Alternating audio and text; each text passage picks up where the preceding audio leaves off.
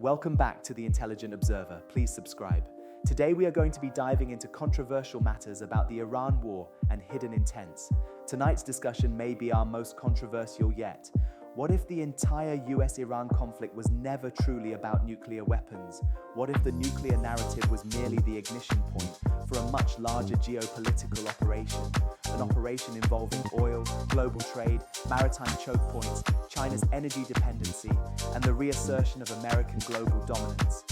And what if the closure of Hormuz was not actually a failure of US strategy, but part of the strategy itself?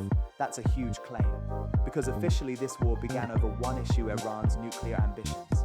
The world was told Iran was approaching nuclear weapons capability. Diplomacy had failed, America felt threatened, Israel felt threatened, military action became necessary. That was the justification. But let's follow the logic carefully. When you examine how this war evolved, something very strange happens. The original reason slowly disappears. At the beginning, the world heard non-stop discussion about uranium enrichment centrifuges, nuclear breakout timelines, missile capabilities, red lines, and existential threats. The entire emotional and moral foundation of the conflict was Iran cannot be allowed to become nuclear capable.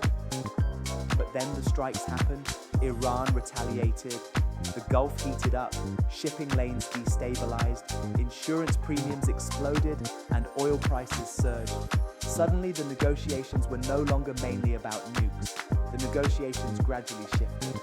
Initially, the US position was aggressive, wanting broader strategic rollback, including missile restrictions and proxy containment.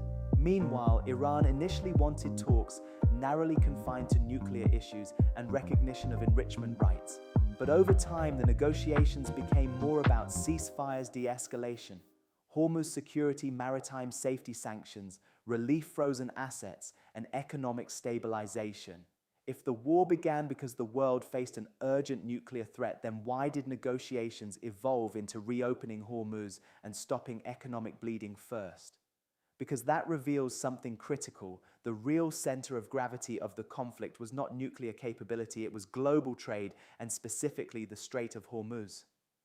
Once you realize that the entire war starts looking different, that doesn't necessarily mean the nuclear issue was fake. Wars evolve, objectives evolve, and maybe the US simply realized the regional economic consequences were becoming too severe.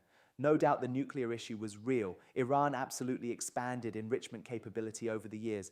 But the question is, was nuclear fear the true strategic objective or merely the public trigger? When you analyze who was truly vulnerable during the Hormuz crisis, it was not actually the United States. America today is not the America of the 1970s oil crisis.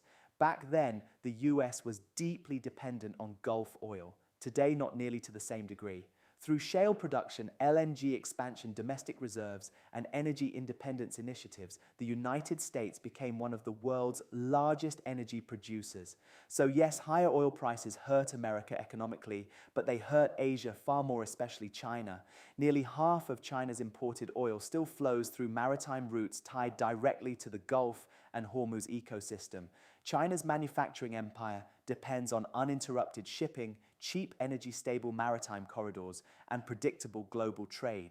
Without them, everything slows: factories, exports, growth, consumer prices, industrial output, and national confidence. Suddenly, the Hormuz crisis becomes less about Iran and more about China's greatest geopolitical vulnerability. You're referring to the so-called Malacca dilemma, the long-standing Chinese fear that energy lifelines can be strangled through maritime chokepoints controlled by US naval power. Think about the timing. Before this conflict, the world was increasingly talking about de-dollarization, BRICS expansion, alternative financial systems, Chinese mediation, and a multipolar world. Then suddenly global trade instability returns. And who does the world turn to? The United States Navy. Carrier strike groups, destroyers, ISR, maritime enforcement, air superiority, and tankers re-established presence.